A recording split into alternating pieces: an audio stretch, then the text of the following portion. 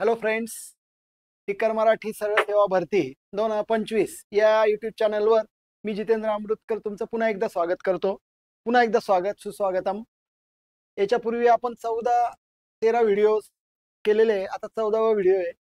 खास करून तलाठी भरती आगामी 2025 हिला टार्गेट ठेवून आणि तत्सम मुद्रांक टीईटी, नगर परिषद, MIDC, DMER, नर्सिंग आणि इतर कुठल्याही स्पर्धा परीक्षेची जी सर्व सेवेमार्फत घेतली जाणार आहे, तर त्याला TCS पॅटर्न प्रमाणे जे पण इंग्लिशचे प्रश्न आहेत ते आपण डिस्कस करतोय.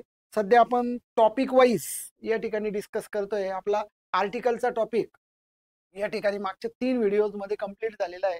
आय होप तुम्ही याच्या पूर्वीचे 3 व्हिडिओ म्हणजे या 14च्या पूर्वीचे 3 म्हणजे 11, 12, 13 जर हे व्हिडिओ वॉच केले असतील तर त्या आर्टिकल्सच्या टॉपिकवर PYQज आपण आता डिस्कस करतोय. आणि विशेष बाब म्हणजे PYQ मी जे घेतोय ना, हे मागच्या तलाठी भरतीलाच विचारले गेलेले प्रश्न जवळपास 20 प्रश्न मी आपल्यासाठी या ठिकाणी घेऊन येतोय. पर्याय अर्थातच आपल्याला 4 असणार आहे, अ, एन, द आणि नो आर्टिकल. आणि तुम्हाला असं आढळेल की ज्यावेळेला याच्या प्रश्नांचे उत्तर आपण पाहणार आहे तर आपण जे नियम मागचे 3 याच्यात डिस्कस केलेले आहे 100% त्याच्यातूनच ते येणार आहे. तर हे व्हिडिओज किती उपयोगाचे आहे, ही माहिती किती महत्वाची आहे आणि किती टार्गेटेड आहे हे याचं तुम्हाला तुम्हाला तुमचंच लक्षात येऊन जाईल. त्याच्यामुळे काही वेगळं सांगण्याची गरज नाही. तुम्हाला हे व्हिडिओ आवडतात आहे असं मी गृहीत धरतोय आणि आवडला व्हिडिओ का त्याला फक्त लाईक करण्याचं काम करा, चॅनलला सबस्क्राईब करून घेत चला. ठीक आहे.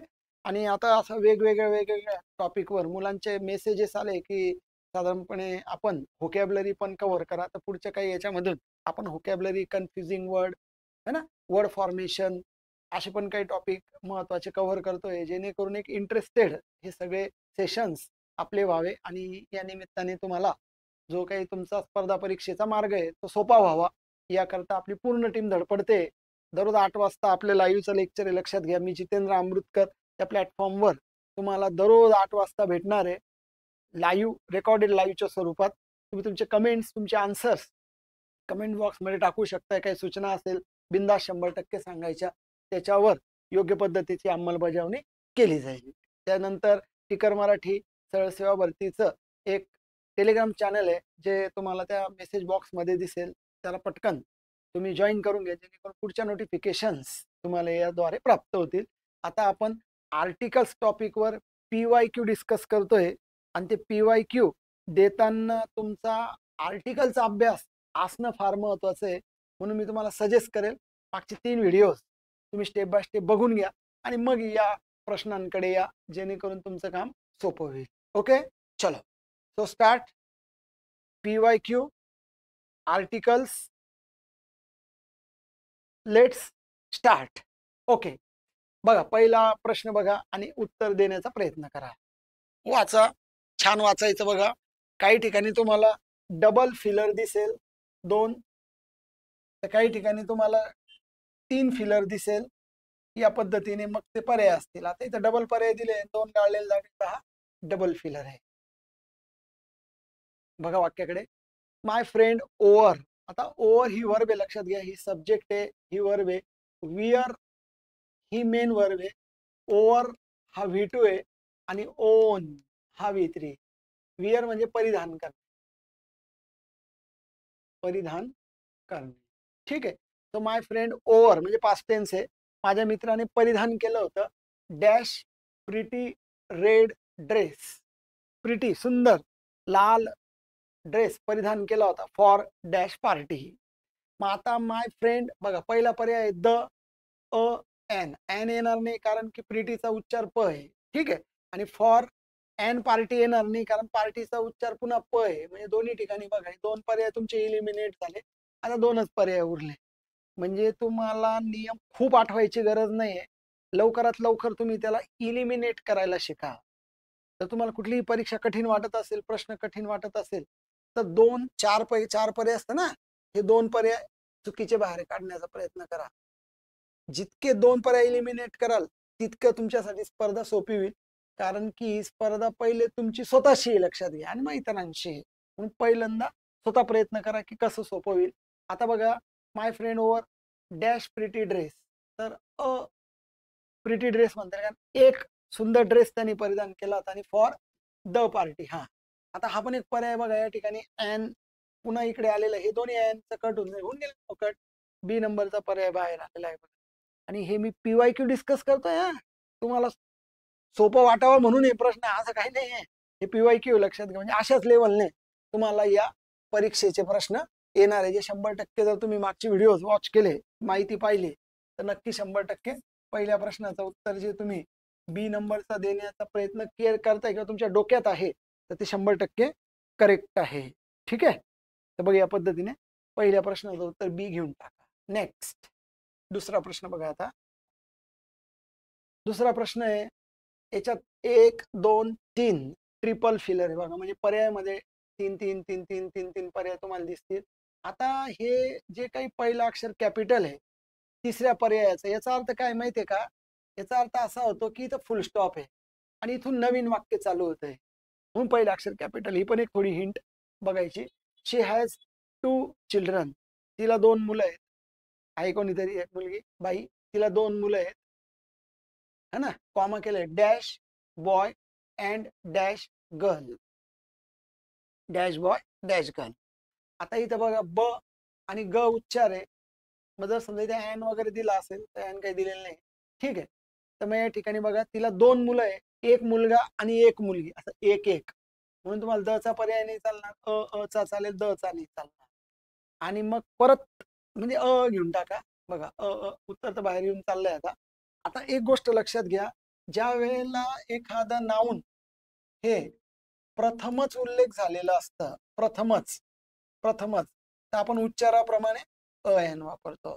आणि त्याचा पुन्हा उल्लेख झाला, त्याचा पुन्हा उल्लेख झाला तर आपण द आर्टिकल लावतो. लक्षात घ्या, द. म्हणजे मग या ठिकाणी बघा, she has 2 children, a boy and a girl, dash boy is 2 and the girl is, बघा इथे द दिलेला आहे, इथे पण तुम्हाला द आहे, म्हणजे त्याच्यातला जो मुलगा आहे तो वर उल्लेख केलेला आहे, इज 2 म्हणजे तो 2 वर्षाचा आहे, आणि मुलगी जी आहे ती 5 वर्षाची आहे, म्हणजे ते 2 मुलं आहेत, एक 5 वर्षाचे अपत्य आहे आणि एक जे आहे तर ते 2 वर्षाचे, असा त्याचा अर्थ. म्हणून तुम्हाला द असलेला पर्याय क्रमांक दुसऱ्या प्रश्नाचं उत्तर देखील बी घ्यायला लागेल. आता पहिल्या प्रश्नाचं उत्तर देखील बी होतं, है ना. बघा अशा पद्धतीने तुम्हाला 100% हा भाग या पद्धतीने कव्हर करता येईल. चला, पुढचा प्रश्न वॉच केला, उत्तर देण्याचा प्रयत्न करा. मेसेज बॉक्स मध्ये 100% आन्सर, आणि आन्सर टाकताना असं टाका जसं मी टाकतोय, क्वेश्चन 3 आणि तुमचा आन्सर, जेणेकरून मग ते क्लिअर होईल ना कोणत्या प्रश्नाचं कोणतं उत्तर आहे. Dash life would be so very different, हे फार वेगळं होईल, विदाउट डॅश टेक्नॉलॉजी. म्हणजे विदाउट म्हणजे च्या शिवाय, टेक्नॉलॉजी शिवाय जीवन फार एक वेगळं होऊन जाईल. टेक्नॉलॉजी सगळी काढून टाका, वेगळं जीवन. आता तुम्ही आम्ही सुद्धा टेक्नॉलॉजीच्या आपण माध्यमातून जुळलो एकमेकांना, काय वाटतं, टेक्नॉलॉजी काढली सगळं एकदमच होऊन जाईल वेगळं. तर तुम्हाला असं लक्षात आलं पाहिजे, लाईफ हे एक ॲब्स्ट्रॅक्ट नाऊन आहे, टेक्नॉलॉजी हे पण एक ॲब्स्ट्रॅक्ट नाऊन आहे, आणि त्यांच्याविषयीची अधिक माहिती दिलेली नाहीये. नियम असा सांगतो, जर ॲब्स्ट्रॅक्ट नाउन्स असतील, काय असतं ॲब्स्ट्रॅक्ट नाउन्स? भाववाचक नाम, भाववाचक नाम. कसं असतं भाववाचक नाम? अनकाउंटेबल असतं. लक्षात घ्या, कसं?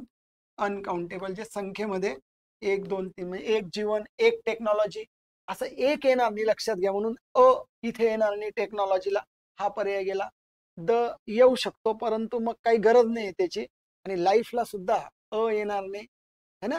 तुम्हाला नो आर्टिकल आणि परत एकदा नो आर्टिकल, असे दोन्ही नो आर्टिकलचे पर्याय घ्यायला लागतील. म्हणजे life would be so very different without technology. Without the टेक्नॉलॉजीने, कसं कोणत्या पर्टिक्युलर टेक्नॉलॉजी बद्दल नाही बोलत आहे, म्हणून द येणार म्हणजे नो आर्टिकल साधारणपणे. मग तुम्हाला डी नंबरच्या ऑप्शनकडे प्रश्न तिसऱ्यासाठी वळावं लागेल. क्लिअर? असा नीट व्यवस्थित विचार करा. काही अडचण आली तर आर्टिकल कुठे वापरू नये त्याचा व्हिडिओ बघा, याच्या मागचा तोच आहे. द कुठे वापरावं त्याच्या मागचा आहे, एन कुठे वापरावं त्याच्या पहिला आहे. म्हणजे असं क्रमाने पुढे मागे तुम्ही या ठिकाणी बघत राहा. टिकर मराठी सरळ सेवेच्या त्या युट्यूबला हे सगळं टाकलेलं आहे. ठीक आहे, चला नेक्स्ट. पुढचं बघा आता, माईम. माईम आहे बरं का, ते माईन वगैरे नाही, तुम्हाला वाटेल नाही तर का माईन. माईन म्हणजे माझा माझी नाही, माईम येते. माईम म्हणजे मूकनाट्य. सो एक हा परफॉर्मन्स आहे, म्हणजे एक नाट्याचा प्रकार आहे. So mime is dash type of performance carried out without use of props. Props म्हणजे काही मदतीच्या गोष्टी है ना, काही मदतीच्या गोष्टी. ऑर लँग्वेज म्हणजे कुठलीही भाषा बोलायची नाही, डायलॉग्स बोलायचे नाही, प्रॉप्सचा यूज करायचा नाही, आणि प्रेझेंटेशन करायचं. कसं असलं पाहिजे बघा, आणि लोकांना एक वेळेला ते मनोरंजनाचं साधन होतं. So mime dash. बघा आता mime is the type of performance, a type of performance, हे नो आर्टिकल नाही येणार, नो आर्टिकल नाही, आर्टिकल लागेल तिथे. So mime is a type of performance, a type of एक प्रकारचा परफॉर्मन्स आहे. म्हणजे माईम सोडून पण इतर परफॉर्मन्सेस असतात, म्हणजे कॉमेडी असेल, ट्रॅजेडी असेल है ना, वन ऍक्ट प्ले असेल, या पद्धतीचे एक परफॉर्मन्सेस. म्हणजे हे काही जगातलं एकमेव परफॉर्मन्स नाही, तर मोर दॅन सच परफॉर्मन्सेस आहे. म्हणून अ आणि ऑर विथआउट. बघा आता मग तुम्हाला पहिल्यांदा अ घ्यायची गरज आहे, हे गेलं आलं उत्तर. मग without the use of props or language, कुठल्याही प्रकारचं लँग्वेज नाही, प्रॉप्स नाही, म्हणजे ऑटोमॅटिकली तुमचं बी नंबर उत्तर प्रश्न चौथ्याचं आपल्याला या ठिकाणी कन्सिडर करायला लागेल. क्लिअर. तुमचे उत्तर जे असतील ते टाकत राहा, काही टेन्शन नाही. ठीक आहे, चला नेक्स्ट. पुढचा प्रश्न बघा आता.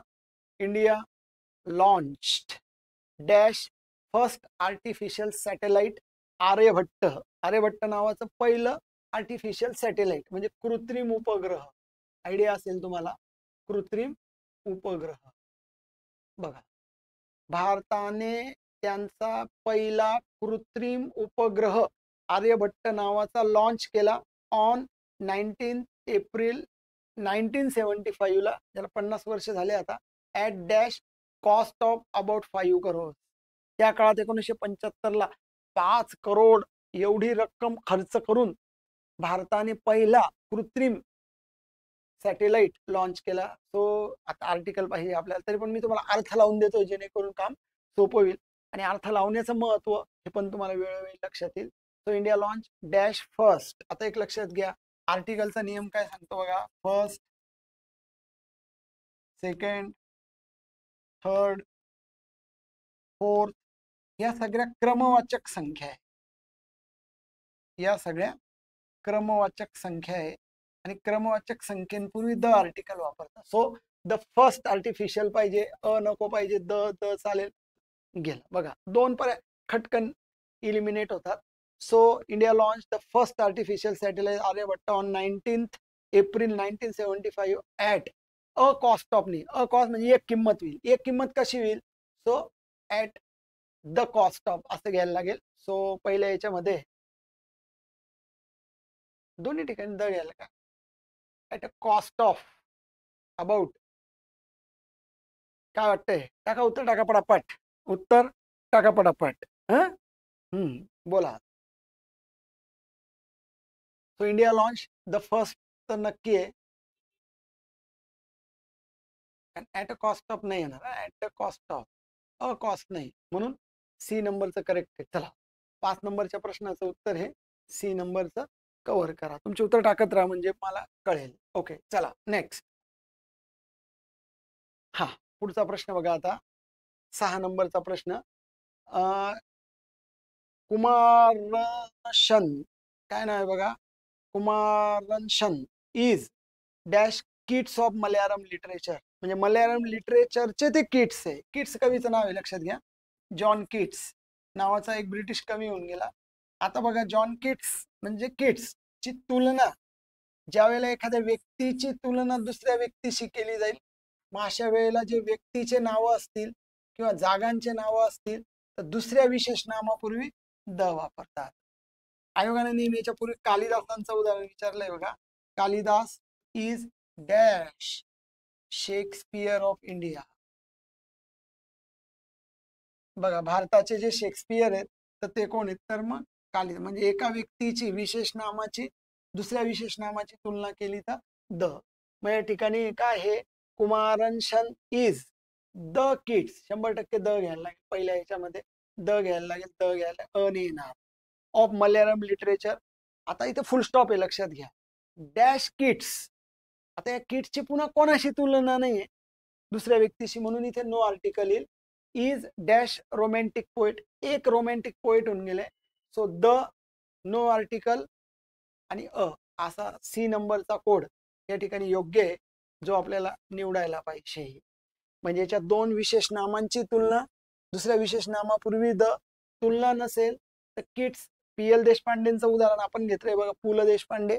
मागच्या व्हिडिओमध्ये तुम्हाला सापडेल का त्या ठिकाणी आय लाईक पी.एल. देशपांडे म्हटलं तर कोणतं आर्टिकल वापरायचं नाही. आणि अ रोमॅन्टिक पोएट, एक रोमॅन्टिक, दुसरे रोमॅन्टिक पोएट त्या काळामध्ये होऊन गेले, जसे का विलियम वर्ड्सवर्थ आहे, नाव तुम्ही ऐकलंय का मला माहिती, पण लिटरेचरचा पार्ट आहे. ठीक आहे, तर बघा अशा पद्धतीने तुम्ही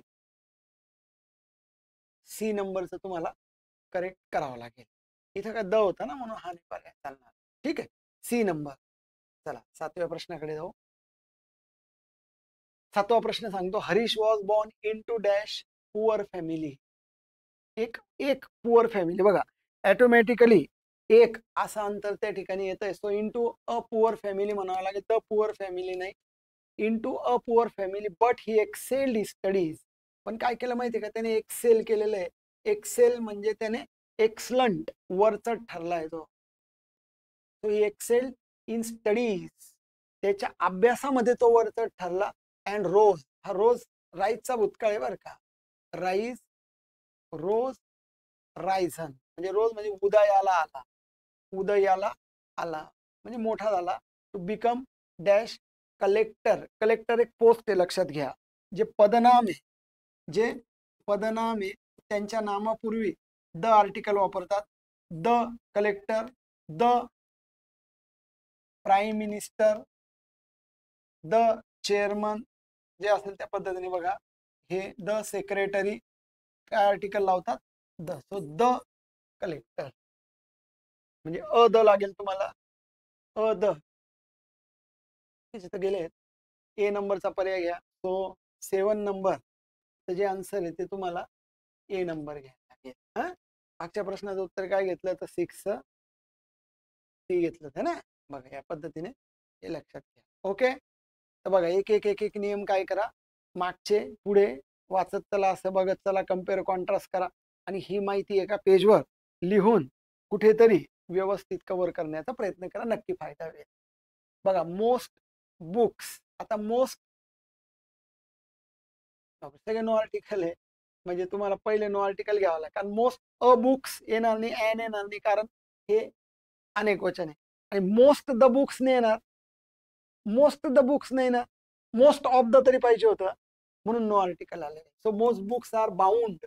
बाउंड म्हणजे त्यांची बुक बाइंडिंग केलेली असते. Are bound in paper. बरेचसे पुस्तकं हे पेपरमध्ये बाइंडिंग केले. Dash few books are bound in leather. काही पुस्तकं जे येतात ते कातडीमध्ये येते, त्या पद्धतीने बांधलेले आहेत. आणि इंटरेस्टिंगली सम बुक्स, परत सम द बुक्स, इथे पण नो आर्टिकल येईल. मोस्ट बुक्स तसं सम बुक्स आहे, are bound in human skin too. बापरे, ह्युमन स्किन म्हणजे मानवी कातड्यामध्ये सुद्धा काही पुस्तक बाउंड केले होते एका काळामध्ये. काय खतरनाक काळ असला पाहिजे तो. सो मोस्ट नो आर्टिकल घ्या. नंतर दुसरं आहे अ चालेल आपल्याला, आणि मात्र इकडे द नकोय. नो आर्टिकल अ नकोय, नो आर्टिकल, नो आर्टिकल नकोय, नो आर्टिकल अ आणि पुन्हा नो आर्टिकल, पर्याय क्रमांक 4. सो 8व्या प्रश्नाचं उत्तर जे ते डी नंबर कडे साधारणपणे तुमचा कल असावा लागेल.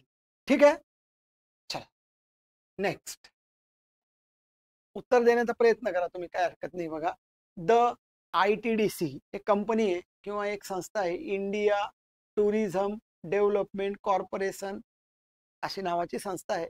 Established bye the government, bye the government of. बघा बाय अ गव्हर्नमेंट ने ना, द गव्हर्नमेंट एन ने ना, दोन पर्याय खटाखट गेले. सो ही एक कंपनी आहे जी establish by the government of India with dash view, with dash view to promoting international tourism has, इथे एक रेष आहे, has dash very significant role. So इथे a has a very significant role to play. त्याची फार एक महत्वाची भूमिका आहे.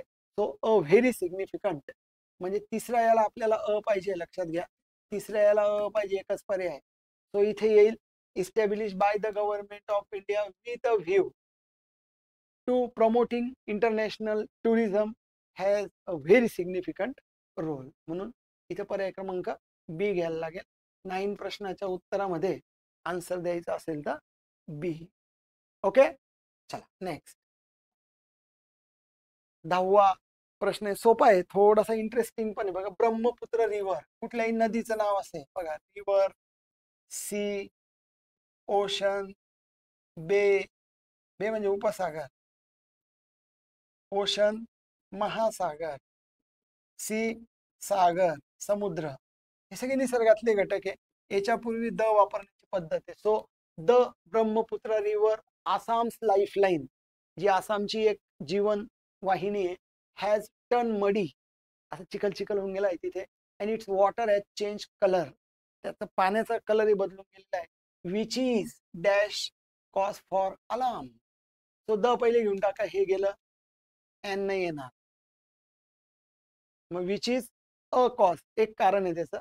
Which is a cause for alarm, which is the cause नाही, विच इज अ कॉज, एक अशा पद्धतीचं ते कारण आहे, अशा पद्धतीने समजलं जाईल. ठीक आहे, सी नंबर घ्या. 10व्या प्रश्नाचं उत्तर हे आपल्याला सी कडे कन्फर्म करायला लागेल. ओके, चला नेक्स्ट. 10 प्रश्न कंप्लीट झाले, म्हणजे अर्धे प्रश्न कंप्लीट झाले. आता अंदमान अँड निकोबार आयलँड, परत बेटाचं नाव आलेलं आहे बघा. आयलँडची नाव आहे, व्हॅलीजची नाव आहे, डेझर्टची नाव आहे बघा. ते नियम बघा, साधारणपणे तुम्हाला मागे जे काही नियम लिहून सगळं त्याच्यामध्ये सापडेल. तसं तुम्हाला इथं the Andaman and Nicobar island, the पाहिजे, अ नको, एन नको, द पाहिजे.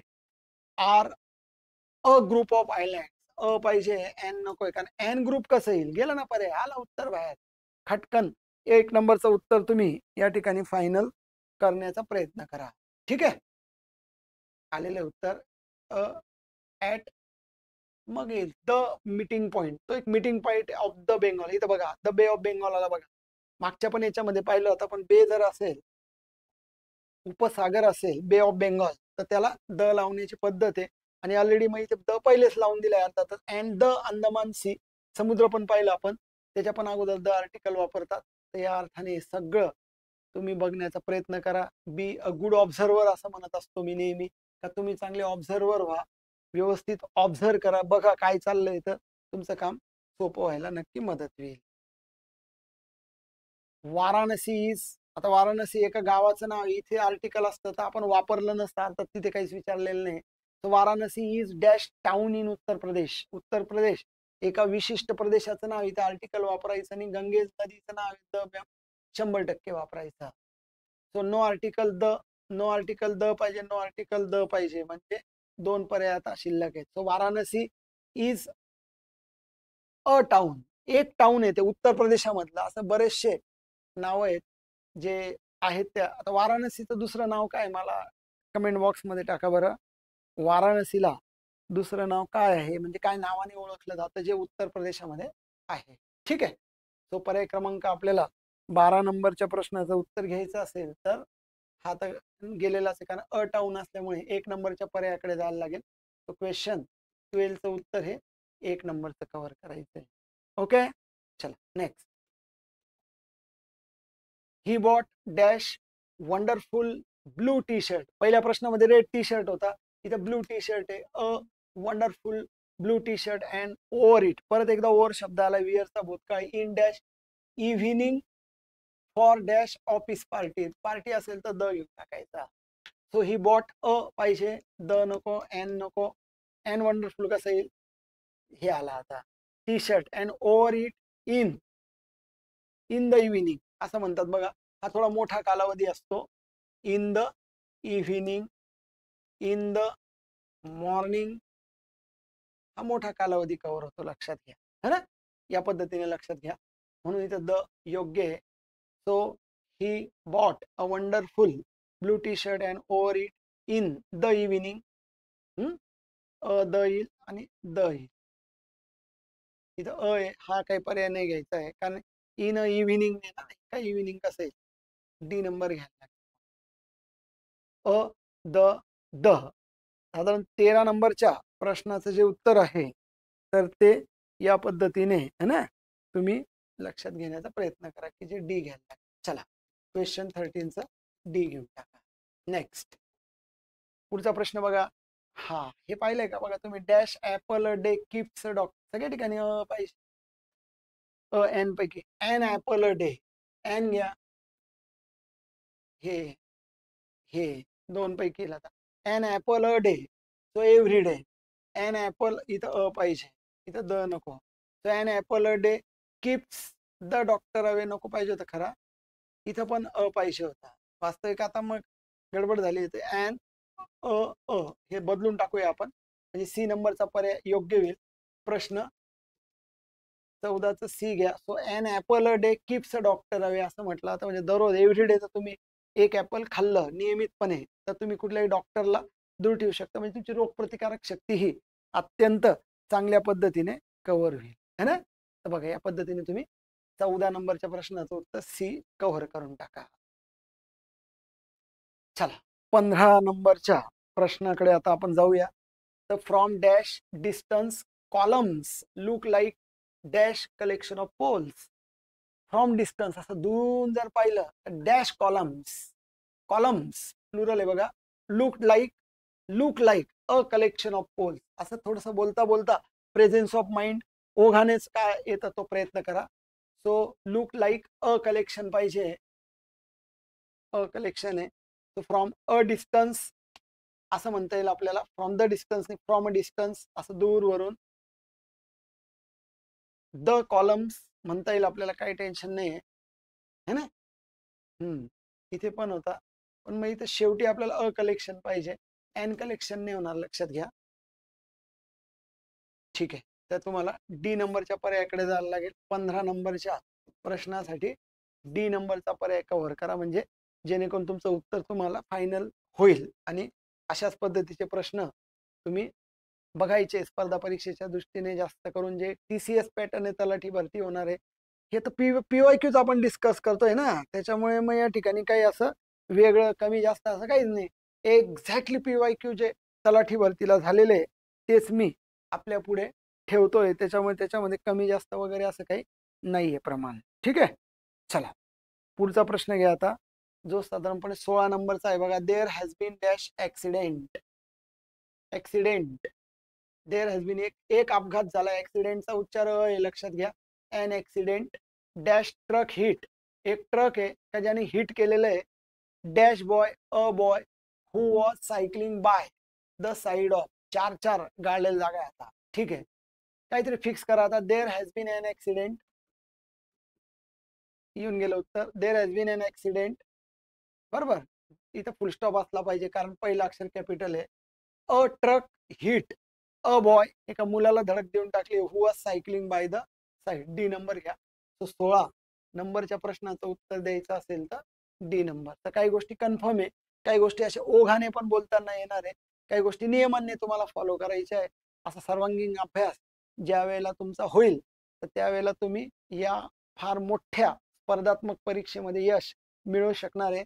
आणि या यशामध्ये आपली टिकर मराठी सरळ सेवेची टीम ही अहोरात्र या ठिकाणी प्रयत्न करते. तुम्ही पण या ठिकाणी स्टे कनेक्टेड राहा. व्हिडिओ लाईक करा. आवडला असेल तर मित्रांमध्ये ही माहिती शेअर करा. नक्की सगळ्यांना या ठिकाणी याचा फायदा होईल. चॅनलला अर्थातच सबस्क्राईब करून घ्या. ठीक आहे. चला 17 नंबरचा प्रश्न बघा. It was dusk. डस्क म्हणजे संधी प्रकाश.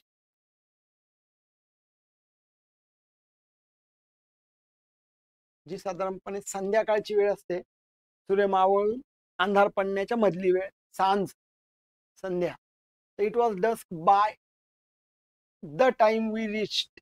आता केपटाऊन एका गावाचं नाव आहे. इथे नो आर्टिकल येईल. One of the by default the येणार आहे. Most beautiful cities in the world. हे इकडे कनेक्टेड आहे.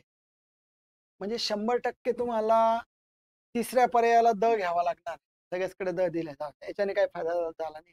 दुसऱ्या याच्यामध्ये नो आर्टिकल पाहिजे. नो आर्टिकल म्हणजे 2 पर्याय. चला आता पहिल्यांदा बघा. It was dusk by the time. By a time नाही ना. हे अनकाउंटेबल नाव लक्षात घ्या. टाइम आणि मनी हे अनकाउंटेबल नाउन समजले जातात, लक्षात घ्या. टाइम आणि मनी या दोन गोष्टी अनकाउंटेबल समजल्या जातात. त्याच्यामुळे तिथे it was dust by the time असं म्हणणं योग्य आहे. So the no article the no article the एक नंबरचं घ्यायला लागेल तुम्हाला.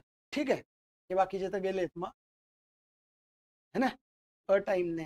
सो 17 नंबरच्या प्रश्नाचं उत्तर हे ए नंबरचं कव्हर करा.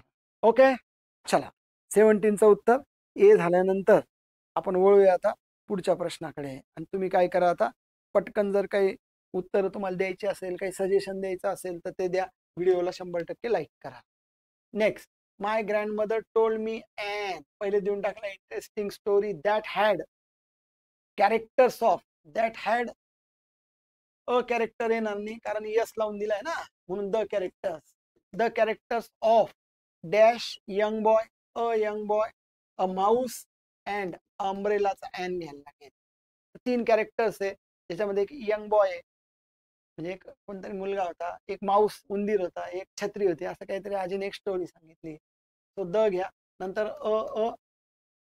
द नको, द अ अ एन, कारण चौथ्याच्यात एन पाहिजे. द नकोय, द बॉय नाही, सगळे, कारण पहिल्यांदा स्टोरी इंट्रोड्यूस होते, त्याच्यामुळे तुम्हाला या ठिकाणी पण परत एकदा अ नंबरचा पर्याय घ्यायला लागेल. सो क्वेश्चन नंबर 18 आन्सर द्यायचा असेल आपल्याला तर ए नंबरचा पर्याय योग्य आहे. ठीक आहे, चला नेक्स्ट पुढे पहा. It was dash cold morning, in the morning होतं बरं का, पण हे it was a cold morning असं म्हणता येईल. तर एक अशी मस्त गार थंड मॉर्निंग होती. But dash group was heading towards, so but a group, एक ग्रुप येतो ना, कलेक्टिव्ह नाउन आहे, सिंग्युलर येते, अ टीम, अ ग्रुप या पद्धतीने. So it was a cold morning, एक कोल्ड मॉर्निंग होती. But a group was heading toward, heading म्हणजे च्या दिशेने जाणे, पण एक ग्रुप होता तो च्या दिशेने जात होता, कोल्डर रिजन. तर a colder region, the colder region, the. So it was a cold morning but a group was heading towards the cold region. भयंकर थंडीची सकाळ तरी कोल्ड रिजन कडे चालला होता एक ग्रुप, असं त्या वाक्याचा अर्थ. सो इथे द घ्या. सो क्वेश्चन नंबर जे 19 आहे त्याला द म्हणजे सी नंबरचा पर्याय साधारणपणे तुम्हाला कव्हर करता येईल. Okay, next. आता शेवटचा प्रश्न आहे. शेवटचा प्रश्न बघा. Last summer we went on dash cruise in the Caribbean, Caribbean मध्ये वेस्ट इंडिज कडे बेट आहेत, तो द करेबियन केलंय. तो last summer we went on, a cruise घेता येईल तुम्हाला, अ क्रूज, एका क्रूज वर, त्या शिपवर, अमंग द आयलँड, मला वाटतं की द घ्यावा, among the islands. And islands नाही ना, कारण यस लावून दिलेला आहे म्हणून हा नाही येणार. अमंग आयलँड हे पण नाही येणार. म्हणजे बघा आता पहिल्यांदा येईल last summer we went on a cruise, a cruise, no आर्टिकलची गरज नाही, बी नंबरचं करेक्ट आहे. तर बघा 20व्या प्रश्नाचं उत्तर हे बी नंबरचं जर कव्हर केलं तर तुमच्या दृष्टीने योग्य होईल. तर बघा अशा पद्धतीने विद्यार्थी मित्रांनो तुम्ही पण उत्तर टाकताय, व्हिडिओ लाईक करताय, व्हेरी इंटरेस्टिंग आहे आणि तुम्हाला आवडता व्हिडिओ आहे, व्हेरी नाईस. असंच बघत राहा, वॉच करत राहा. अजून पुढचे टॉपिक्स, इंटरेस्टिंग टॉपिक पुढच्या काही सेशन्समध्ये आपण घेतोय. So thank you for watching this video. आपल्या या यूट्यूब चॅनलकडनं मी आपलं आभार मानतो. पुन्हा या ठिकाणी भेटूया पुन्हा अशाच लेक्चरला मिळवण्यासाठी आपण यूट्यूब चॅनलला सबस्क्राईब करण्याचं काम करा. व्हिडिओ आवडला असेल तर नक्की त्याला लाईक करा, मित्रांमध्ये शेअर करा माहिती, आणि जे टेलिग्रामचं चॅनल आहे त्याला जॉईन करा. भेटूया परत पुढच्या व्हिडिओमध्ये. तोपर्यंत अभ्यास करत राहा. चलो टेक केअर, बाय, थँक्यू.